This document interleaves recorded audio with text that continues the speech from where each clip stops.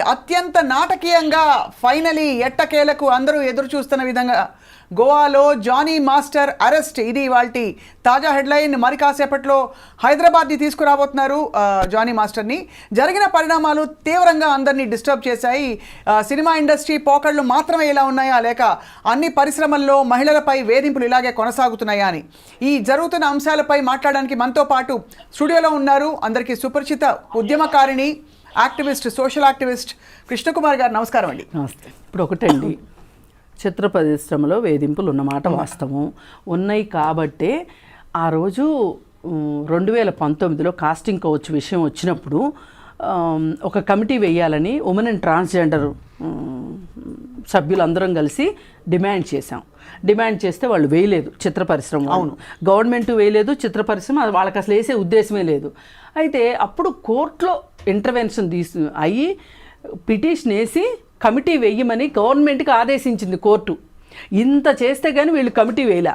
ఆ కమిటీలో అందరు ఉన్నారు, మా జేఏసీ సభ్యులు ఉన్నారు, పోలీసులు ఉన్నారు, గవర్నమెంట్ వాళ్ళు ఉన్నారు, సినిమా వాళ్ళు ఉన్నారు, నేను ఉన్నాను, అందరూ ఉన్నారు కదా. అది కమిటీ తర్వాత సబ్ కమిటీ ఒకటి వేశారు. ఇలాంటి అసలు committee report CS Somesh Kumar గారికి ఇచ్చారు ఆ రోజు. అవును, దాన్ని ఏం చేశారో తెలీదు, కోల్డ్ స్టోరేజ్లో ఎందుకు పెట్టారో తెలీదు.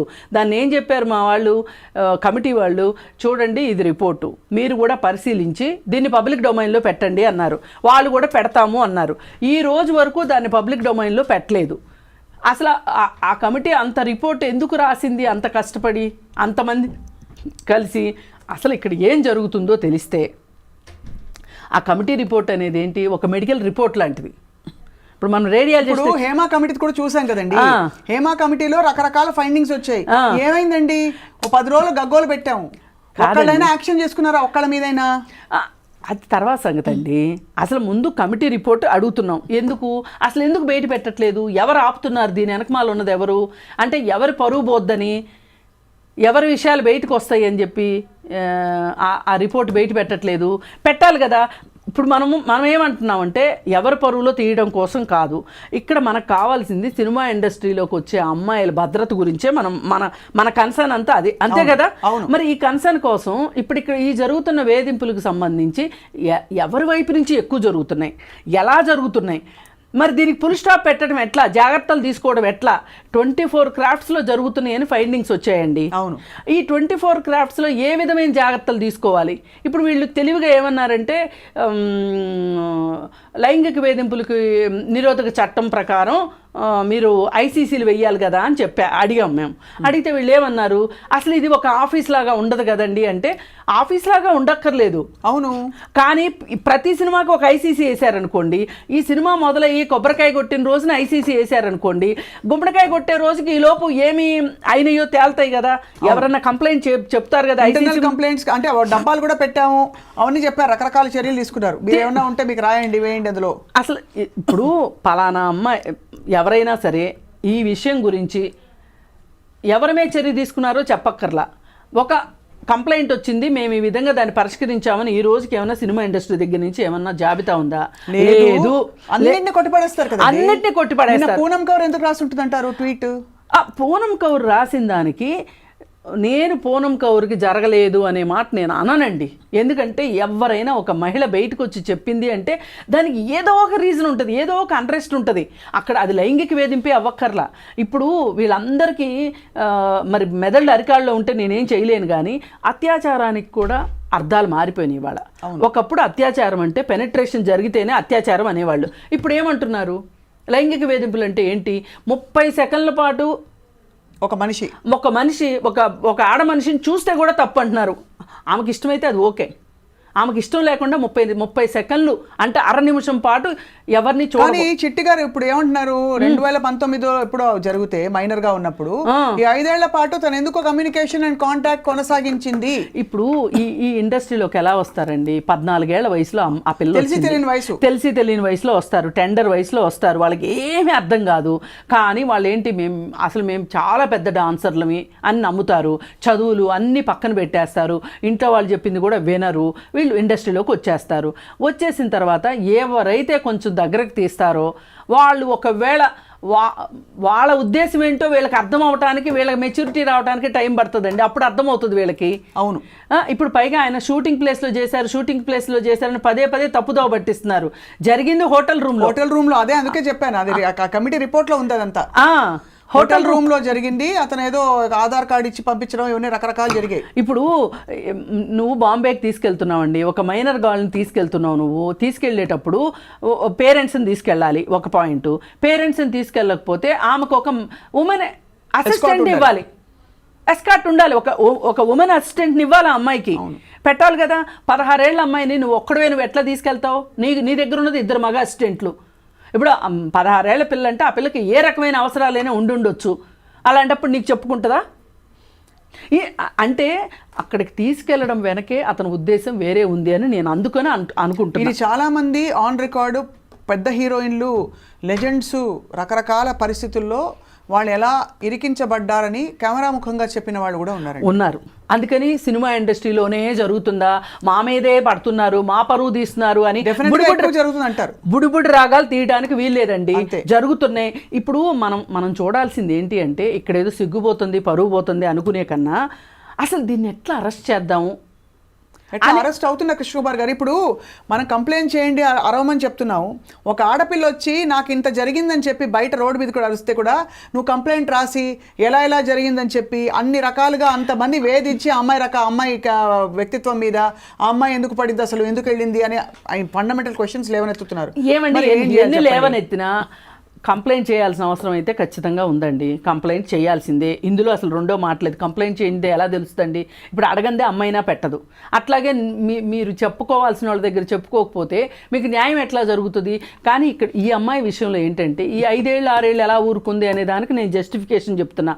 ఆ అమ్మాయి ఈ ఇండస్ట్రీలో డాన్సర్గా రావాలి అని ఒక ఉద్దేశంతో వచ్చినప్పుడు ఈ అమ్మాయి నాకు బాంబేలో ఇలా జరిగింది అని చెప్పింది అనుకుందాం. పోనీ ఇంట్లో వాళ్ళు ఏమంటారు చెప్పండి? ఒక కాలేజీకి వెళ్ళే పిల్ల నాకు ఈవిటీజింగ్ జరిగింది అంటే ఇంట్లో కూర్చోమ్మా అంటారు.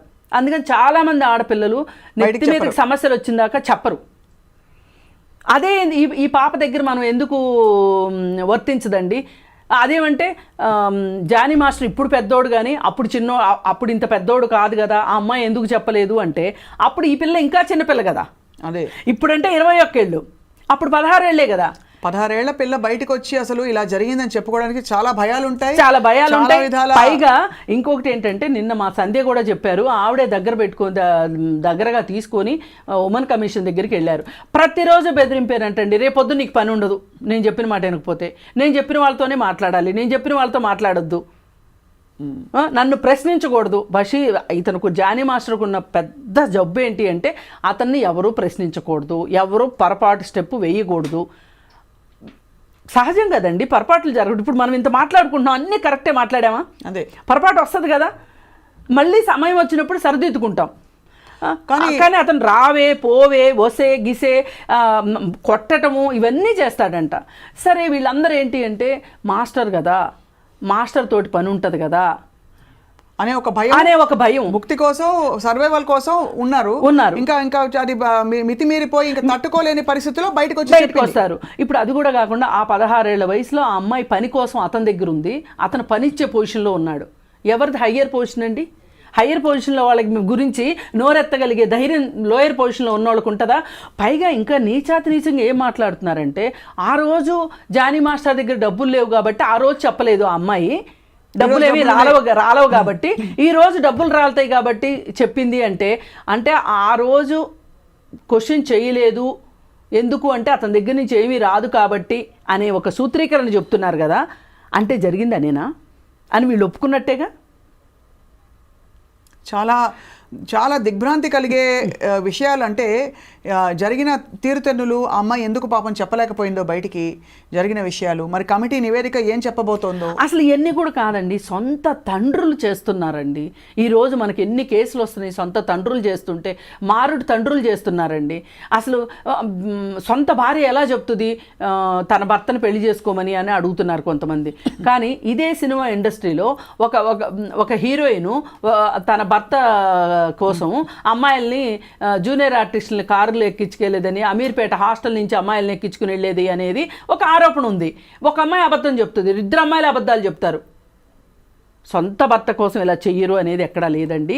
వాళ్ళకి ఏది అవసరం అనిపిస్తే అది చేస్తారు. ఇప్పుడు ఆమె మా ఆయన మంచోడే అని గుండెలు బాదుకుంటుందండి. ఆవిడ అలా గుండెలు బాదుకోక అవునండి మా ఆయనే చేశాడు పట్టుకెళ్ళండి అని చెప్తుందా? ఇప్పుడు మొన్ననే కదా నిజాంపేటలో ఏది ప్రామాణికం అవుతుంది చెప్పండి కుమార్ గారు ఫైనలీ? ఎందుకంటే ఇక్కడ మీరు అంటున్నది అన్ని చాలా సబబుగా చాలా కరెక్ట్గా మాట్లాడుతున్నారు. అయితే రేపటి రోజున ఇది శిక్షార్హమా కాదా అని చెప్పడానికి? ఇది ఖచ్చితంగా శిక్షార్హమేనండి. నిరూపణ అవ్వచ్చు అవ్వకపోవచ్చు, అది వేరే విషయం. నిరూపణ కూడా ఆమె 40 పేజీల ఆధారాలు సమర్పించింది, కంప్లైంట్లో ఉన్నాయి అని అంటే ఏ ఒక్కటైనా దొరకకుండా పోదండి. డాట్స్ మనము మనస్ఫూర్తిగా నిష్పక్షపాతంగా నాన్ జడ్జిమెంటల్గా డాట్స్ కనుక ఫిల్ చేస్తే జానీ మాస్టర్ చేశాడు అనేది తెలుస్తుంది. రైట్.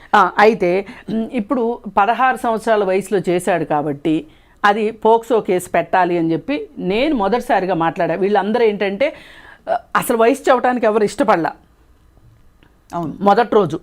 కానీ ఈ అమ్మాయి 14 ఏళ్ల వయసులో డీలోకి వచ్చింది. ఆ తర్వాత 2 సంవత్సరాలకి ఇతనే కబురు పెట్టాడు మా టీంలోకి రమ్మని చెప్పి. అంటే అప్పుడు అమ్మాయికి 16 ఏళ్ళు. 2019 సంవత్సరంలో ఆ అమ్మాయికి 16 ఏళ్ళు ఉంటేనే ఇప్పుడు 21 ఏళ్ళు ఉంటాయి.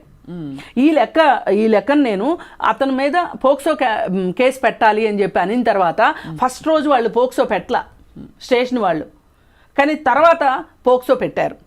సరే ఇప్పుడు దానికి ఏం చెప్తారు సమాధానం? పోక్సో కేసు ఎప్పుడైనా జీవితంలో చెప్పొచ్చండి, ఏ వేధింపులకైనా. మీరు చూడండి హాలీవుడ్లో ఒక 65-70 సంవత్సరాల డైరెక్టర్ మీద ఒక 45 సంవత్సరాల హీరోయిన్ కేసు పెట్టింది మీటూ ఉద్యమం. అప్పుడు గుర్తుందా? ఇప్పుడు అక్బర్ అని ఒక జర్నలిస్ట్ మీద కేసు పెట్టలేదా? ఎంజే అక్బర్ మీద, నానా పటేకర్ మీద పెట్టలేదా? ఎప్పటి వేధింపులు అవి? ఇప్పుడు మన చిన్మయి శ్రీపాద్ చెప్పలేదా? తన చిన్నప్పుడు జరిగింది చెప్పలేదా? అవును. ఆమె జీవితం ఎంత నాశనం చేశారు వీళ్ళందరూ కలిసి. ఆమె కెరీర్ లేకుండా చేశారు కదా. ఇప్పుడు అందుకే ఇప్పుడు మన రాధిక ఏం చెప్పారు? నా క్యారవాన్లో సీక్రెట్ కెమెరాలు పెట్టారు, అది నేను చెప్పదలుచుకోలేదు. ఎందుకు అంటే దాన్ని కంప్లైంట్ ఇవ్వదలుచుకోలేదు, ఎందుకంటే నేను ట్రబుల్ మేకర్ అనే ముద్ర పట్టడం నాకు ఇష్టం లేదు అంది. అంటే ఒక ట్రబుల్ మేకర్ అనే ముద్ర పడింది అంటే వాళ్ళకి అవకాశాలు రావండి.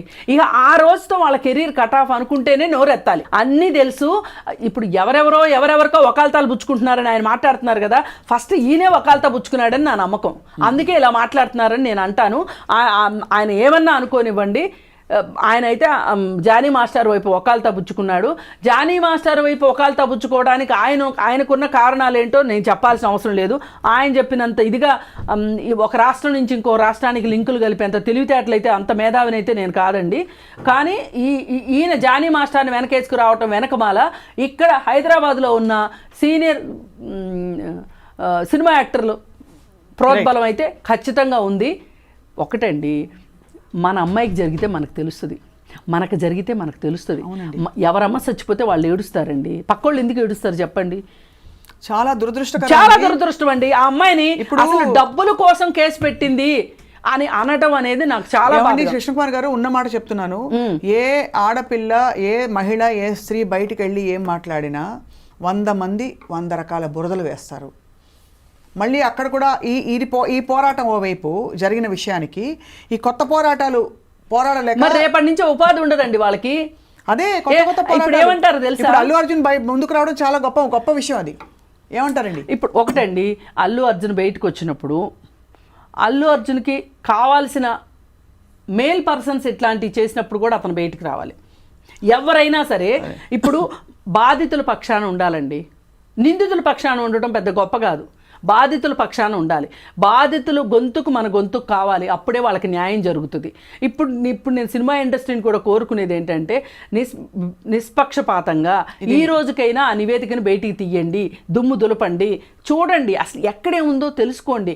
ఇదేదో మేడిపండు మెరుస్తుంది అనుకోవటం కాదు, పట్టు విప్పి చూడండి, పురుగులు ఎన్ని ఉన్నాయో, మంచి ఉందో చెడే ఉందో చూడండి.